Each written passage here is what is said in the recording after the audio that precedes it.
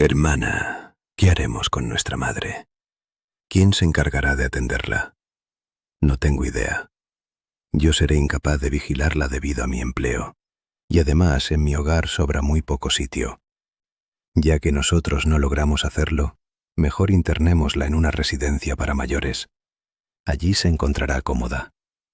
Madre, prepárate que visitaremos al doctor para hacerte una revisión médica. De acuerdo, hijo mío. Hija, ¿qué venimos a hacer a este lugar? Madre, únicamente serán un par de jornadas, ¿te darás cuenta? Madre, tal como mencionó mi hermana, solo pasarán pocos días y luego regresaremos a buscarte. Terminado. Sumamente sencillo. Por fin lograremos instalarnos en su vivienda. ¿De qué manera es concebible que mis propios descendientes me causen este daño? Que me abandonaran a la deriva. La señora Consuelo pasó su existencia entera en San Diego. No en la zona de las inmensas residencias y avenidas amplias, sino en la colonia tradicional, donde los domicilios se encontraban unidos y los residentes se identificaban por sus nombres desde hacía muchísimo tiempo. Resultaba ser un vecindario modesto, de aquellos en los cuales las personas se facilitan objetos sin dudarlo demasiado.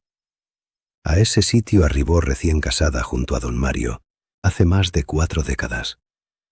En ese lugar edificaron su hogar, bloque por bloque, usando sus ganancias. Don Mario laboraba en un almacén de provisiones y doña Consuelo confeccionaba ropa bajo pedido desde su domicilio. No tenían lujos, pero les era suficiente. Y con el paso de los años, la vivienda quedó finalizada. Allí habían nacido Rosa y Carlos. En esa casa derramó lágrimas cuando don Mario falleció 3 años atrás. Y en ese mismo sitio aprendió lentamente a subsistir sin su presencia. Aquella propiedad representaba lo único que conservaba de su existencia entera. Jamás imaginó que se vería obligada a abandonarla. La jornada en que Rosa y Carlos la trasladaron a la casa de reposo ocurrió un martes durante la mañana. Le comentaron que se trataba de una inspección clínica, que la acompañarían, que evitara angustiarse. La señora Consuelo abordó el automóvil con su pequeño bolso, donde guardaba sus medicinas y el retrato de don Mario que jamás abandonaba en ningún lado. Al arribar y observar el cartel en la entrada, permaneció inmóvil. «¿De qué se trata esto?», expresó. Rosa sujetó su mano. «Es con el fin de que recibas mejor atención, madre», le dijo. «Nosotros somos incapaces de brindarte la asistencia que requieres». Doña Consuelo observó a ambos e ingresó porque confió en ellos, puesto que nadie aguarda una traición de sus propios hijos. La residencia geriátrica se ubicaba a un par de cuadras del núcleo de San Diego. Consistía en un sitio pulcro y organizado, aunque poseía aquel mutismo característico de los lugares donde las personas aguardan sin comprender exactamente qué están esperando. Pasillos extensos con accesos clausurados, una estancia compartida con asientos alineados donde los mayores invertían las tardes observando el televisor o contemplando la ventana. Doña Consuelo alcanzó su alcoba. Rosa organizó los escasos objetos que cargaban. Carlos permaneció de pie en el umbral manteniendo las manos dentro de sus bolsillos. «Notarás que en este lugar estarás excelente, madre», mencionó Rosa. «Cuentan con enfermeras, tendrás compañía. Existen dinámicas y no sufrirás de aburrimiento». La anciana tomó asiento sobre el colchón. «¿Y en qué momento me regresarán a mi hogar?», cuestionó. Rosa y Carlos cruzaron miradas. «Tan pronto como nos organicemos, madre», pronunció Carlos. «Pues comprendes que debido al empleo y los pequeños carecemos del tiempo necesario para atenderte como mereces». Doña Consuelo movió la cabeza afirmando. Los observó marcharse por el corredor y permaneció solitaria en aquella recámara reducida, junto a su pequeño bolso, la fotografía de don Mario, y envuelta en un silencio totalmente distinto a la quietud de su vivienda. Aguardó a que se comunicaran durante esa semana. No telefonearon. Esperó la semana posterior. Tampoco lo ejecutaron. Rosa y Carlos se trasladaron al domicilio de su progenitora una quincena después de abandonarla en la residencia. Rosa arribó inicialmente con sus pertenencias y las de su marido. Carlos se presentó más tarde bajo el pretexto de que protegería el inmueble. En ese lapso, ambos comenzaron a modificar elementos. Desplazaron el mobiliario, almacenaron artículos que pertenecían a doña Consuelo. El retrato de don Mario, presente en la sala por décadas, acabó dentro de un cartón en la bodega. Los residentes cercanos, quienes conocían a doña Consuelo de toda la vida, indagaban. Y Rosa contestaba que su madre se encontraba de maravilla. La estamos protegiendo estupendamente. Nadie cuestionó más, ya que en San Diego los pobladores asimilaban velozmente cuándo una duda poseía contestación y cuándo no.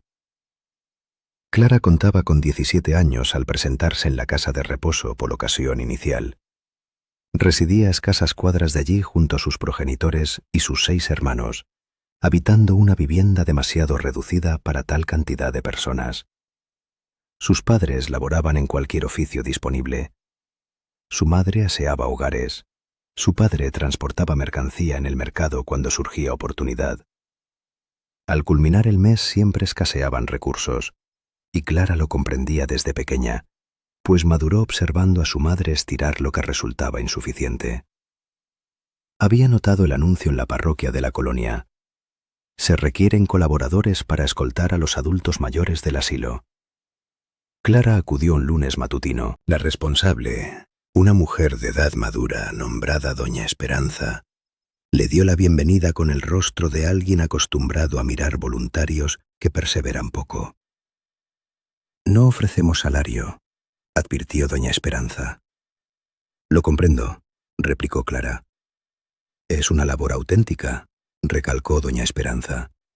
Asistir, prestar oído y socorrer en lo necesario no resulta sencillo. Soy capaz, afirmó Clara. Doña Esperanza la contempló por un instante. Lo que sí logro proponerte es una ración de alimento cada jornada que asistas. Añadió, no es abundante, pero es lo disponible. Clara reflexionó sobre su vivienda, sus 6 hermanos y la cacerola que en ocasiones no abastecía a todos. Estoy de acuerdo, pronunció. A partir de ese lunes, Clara se presentaba en el asilo cada tarde tras el colegio. Doña Consuelo y Clara interactuaron la semana inicial. Clara ejecutaba sus recorridos por las recámaras, tocando suavemente previa a ingresar. Consultaba si requerían asistencia. Tomaba asiento brevemente con quienes deseaban compañía.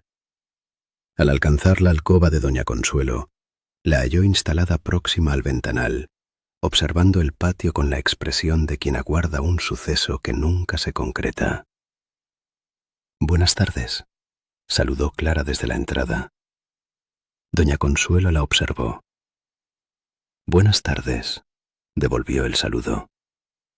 ¿Necesita algo?, preguntó doña Consuelo. Después meditó un instante. Toma asiento si lo deseas.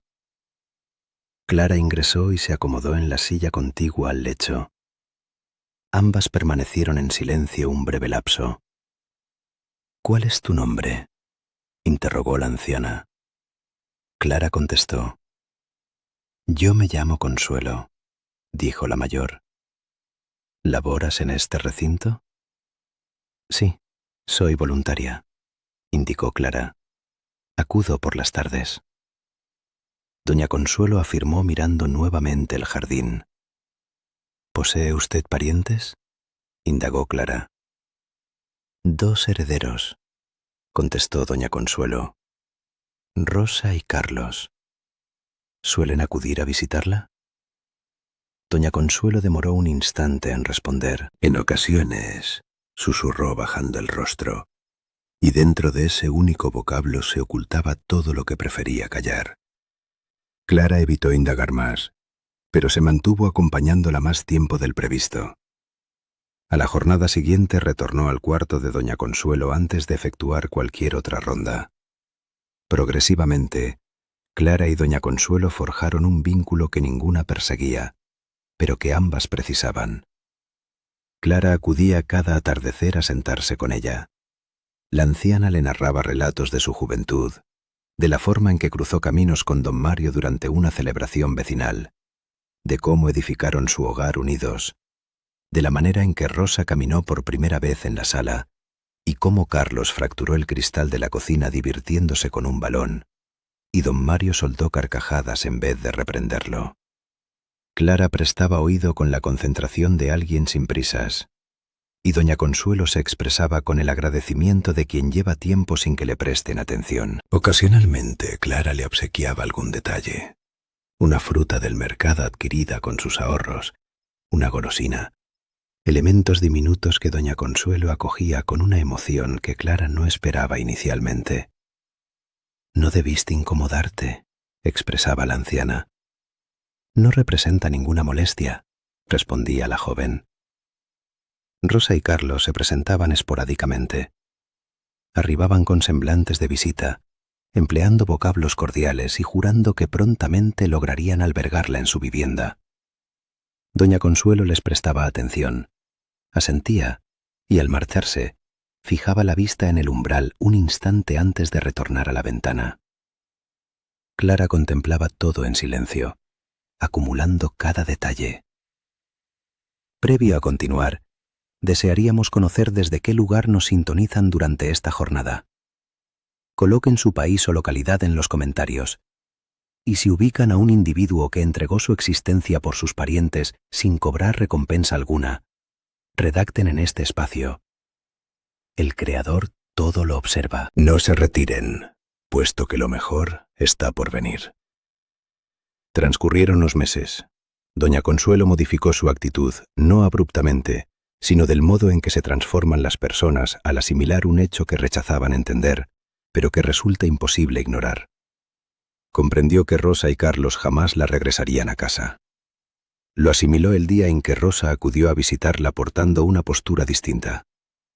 Le relató sobre modificaciones en el inmueble, que pintaron el salón, que sustituyeron el mobiliario antiguo por piezas nuevas, justo los enseres que ella junto a don Mario habían adquirido en pareja. Doña Consuelo atendió el relato permaneciendo callada.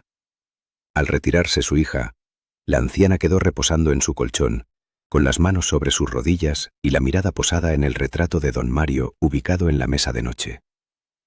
Durante esa tarde, al arribar Clara, doña Consuelo lucía distinta.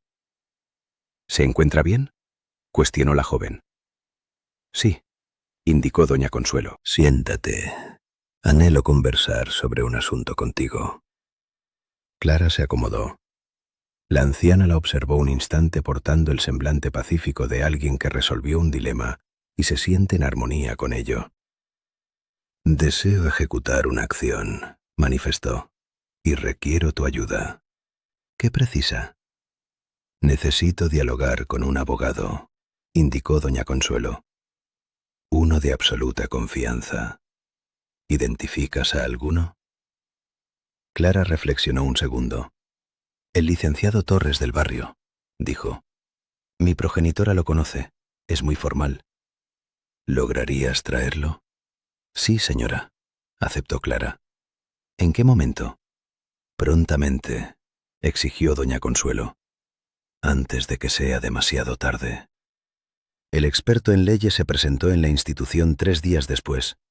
Era un individuo mayor, de verbo franco y vista serena, quien practicó la abogacía en San Diego durante 30 años, presenciando múltiples relatos, pero que escuchó el de doña Consuelo con la atención de quien reconoce que lo oído importa. Ella le detalló el panorama. La casa, las escrituras, las acciones de Rosa y Carlos, y el plan que anhelaba concretar mientras conservara lucidez. El jurista redactó apuntes, formuló interrogantes y examinó los documentos que doña Consuelo guardaba en su pequeña bolsa de mano, que jamás soltaba. Clara aguardaba en los exteriores. Al emerger el abogado Torres, la observó brevemente. «Ya culminamos», comunicó. «La dama se encuentra estable y posee una claridad total». Clara asintió y accedió a la habitación. Doña Consuelo estaba acomodada junto al ventanal con un gesto inédito. No reflejaba melancolía, tampoco enojo, sino que asemejaba la tranquilidad de quien finalmente organizó su entorno. ¿Está todo bien?, interrogó Clara. Perfectamente, indicó doña Consuelo. Acércate y toma asiento. Clara obedeció. Doña Consuelo la contempló con su habitual calidez.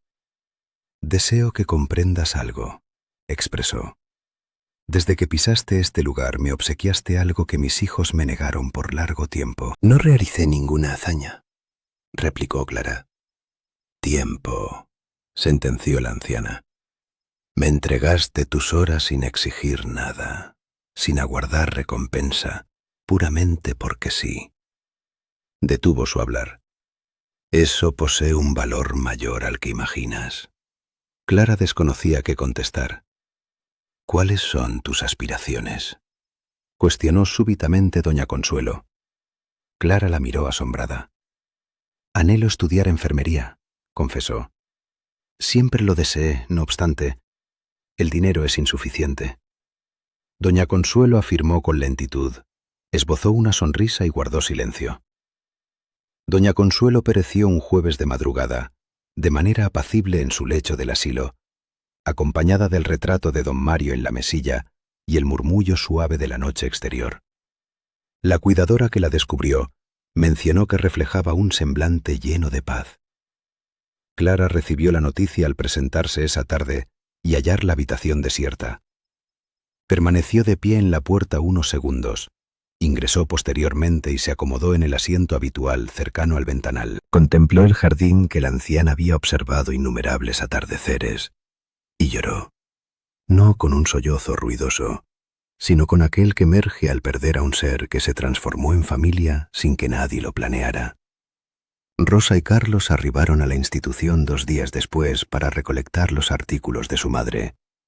Llegaron portando la prisa de quienes ansían concluir una etapa y continuar. Conversaron con la administradora, firmaron documentos e indagaron sobre los objetos. La responsable les notificó que existía un sobre para ellos del abogado Torres. Rosa procedió a abrirlo. Consistía en un citatorio para la lectura del testamento. La reunión se desarrolló en el despacho del licenciado Torres una semana después. Rosa y Carlos acudieron juntos, portando la seguridad de aquel que conoce su ganancia porque lleva tiempo calculándola. Clara se presentó desconociendo el motivo exacto de su convocatoria. El abogado Torres procedió a leer la última voluntad en voz alta. Rosa y Carlos prestaron atención, esperando escuchar sus nombres en cada renglón. El documento legal traspasaba la vivienda y la totalidad del patrimonio de doña Consuelo a favor de Clara. El salón enmudeció por completo. Rosa observó al profesional de leyes. «Esto es una equivocación», aseveró. «No existe ningún error», replicó el jurista Torres calmadamente. La señora Consuelo gozaba de pleno uso de sus facultades al firmar este archivo. Lo redacté yo personalmente y figuran 2 testigos. Todo se encuentra en orden jurídico. Nosotros somos sus hijos. Poseemos derechos sobre la herencia, exclamó Carlos alzando la voz. El testamento representa la voluntad de su madre, aclaró el abogado. Y su decisión resultó ser esta. Existía una carta anexa. El licenciado la recitó en voz alta. En dicho texto, doña Consuelo detallaba con la nitidez de alguien que carece de ataduras y por ende expresa todo, que Rosa y Carlos la trasladaron al refugio bajo engaños para adueñarse de su propiedad, que se instalaron sin pedir permiso, que alteraron sus cosas como si ella jamás fuera a volver, que la llamaron escasamente y la visitaron aún menos, que le dieron la espalda cuando más los necesitaba, y que Clara, una joven carente de beneficios, acudió al asilo buscando únicamente un plato de comida y le entregó aquello que sus propios hijos le negaron: tiempo, compañía y afecto incondicional. El escrito culminaba con una sola línea dirigida a Rosa y Carlos. No les otorgo nada, puesto que ustedes ya tomaron lo que querían, pero sepan que el trato brindado a su madre durante sus últimos días fue exactamente la recompensa que merecen recibir. Nada. El cuarto quedó sumido en silencio. Rosa poseía los ojos repletos de lágrimas que no derivaban de la tristeza, sino de la rabia. Carlos clavaba la vista en el suelo. Clara contemplaba el manuscrito con el semblante de quien intenta procesar un suceso demasiado colosal para digerirlo de golpe. ¿Tiene alguna pregunta?, inquirió el licenciado Torres mirando a Clara. Ella negó despacio con la cabeza. «Solamente una», balbuceó al fin. «¿Por qué a mí?». El abogado extrajo un elemento adicional del sobre. Era un breve apunte redactado a mano por doña Consuelo. Se lo entregó. Clara procedió a leerlo. Expresaba una sola cosa. «Porque tú llegaste sin pedir nada y me diste todo. Úsalo para formarte». Don Mario coincidiría. Clara plegó la nota lentamente, la guardó y abandonó aquel despacho portando algo que nunca antes tuvo: un porvenir. Rosa y Carlos salieron sin articular palabra. La casa que proyectaban conservar eternamente dejó de pertenecerles. En realidad, jamás había sido suya. Clara estudió enfermería utilizando los recursos que doña Consuelo le legó. Obtuvo su título 3 años después. Laboró en la misma colonia de San Diego que la vio crecer, donde la anécdota de la adulta mayor que traspasó su fortuna a la joven del refugio se relató por mucho tiempo como muestra de que las obras bondadosas jamás se pierden. A pesar de que a veces tardan en regresar, infaliblemente vuelven. Si esta narrativa tocó tu corazón, dale me gusta a este material y compártelo con una persona que necesite recordar hoy que la bondad entregada desinteresadamente jamás carece de retribución. Suscríbete a La Voz de Don Guillermo y activa la campanita para no perderte absolutamente nada. Nos encontraremos muy pronto en el próximo vídeo.